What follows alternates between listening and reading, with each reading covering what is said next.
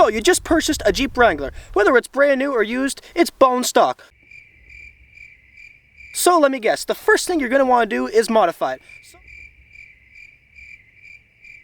Here today I have composed a list of the top 5 first mods. Seem pretty obvious, it is a lift kit. A 2.5 to a 4 inch is a very good place to start, giving you way more suspension travel, a softer ride, and allowing you to accompany way bigger tires than your stock Wrangler could previously handle before. This will give you the option to hit way more difficult and challenging trails without damaging or hurting your Wrangler. There are all kinds of different lift kits out there, such as your simple spring spacer lift kit, or leveling kit as some may call it, for a couple $100, to your full spring and suspension lift kit that can range anywhere from $1,500 to $4,000 depending on how crazy you really want to go. These lift kits, you really get what you pay for. A cheap $800, $1,000 lift kit, it's probably not going to ride all that great. It's going to be pretty rough, but your more expensive $2,000, $3,000, $4,000, even $5,000 lift kits are going to give you way more travel and a softer, or some even coming with an adjustable ride. A 2.5 inch lift kit, depending on your Wrangler, should allow you to clear anywhere from 35 to 37 inch tires with very minimal issues or other upgrades to go along with that,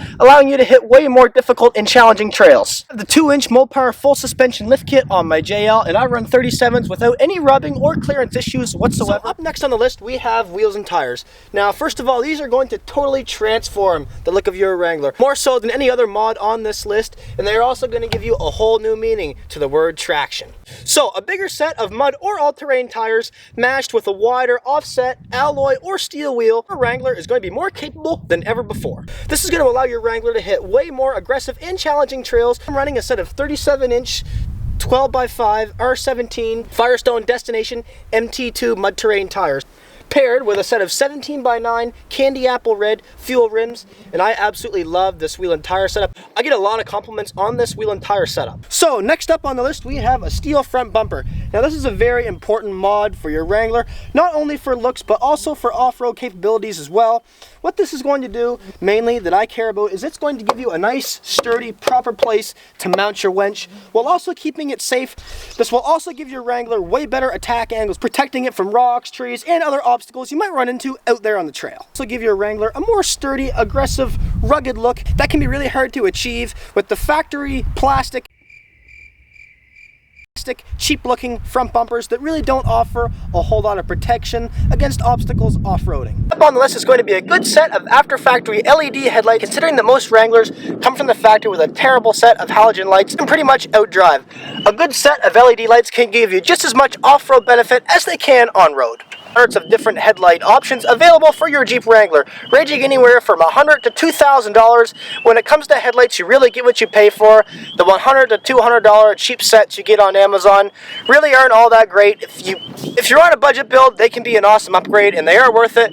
But if you're going all in on your Wrangler and you're not cheaping on the mods, you should really spend the money on a $500 or $1,000 set like I have done here. The difference will be quite noticeable. They have way more projection than your average couple $100 ones on Amazon. But not only that, is that these high-end ones do not blind people. Like, that is pretty much the main issue with the cheaper headlights, is that no matter whether you adjust them up or down or not, they're going to blind people. They're constantly going to be flashing their lights at you and all that. But with these expensive headlights, you're not going to have that issue. A lot of them even come pre-adjusted from the factory. I have a set of RBG colored headlights on my Wrangler, and I really like the look of these. I usually like to run them red with a little bit of blue in the middle.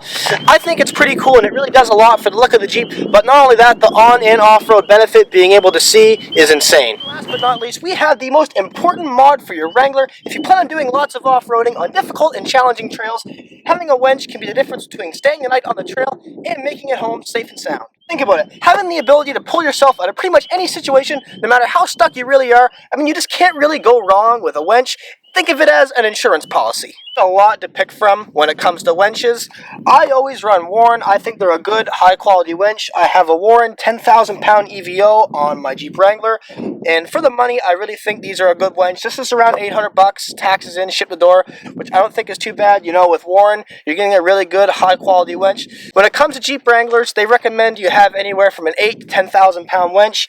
I like running a 10,000-pound, but the 10,000-pound only costing an extra $100. I mean, you really can't go wrong. Some people do run run 6,000 pounds. Although I don't think you'll really have any issues, I do think it's a little bit light and you should at least go with an 8. That's going to be pretty much it for the video today, guys. If you enjoyed that and you want to support me, hit that subscribe button. I'm trying to reach 1,000 subscribers, so if you guys could do that, that'll really help me out. If you have any questions, let me know down in the comments below, or if you have any ideas for future videos, also let me know down in the comments below, and we'll see everyone later.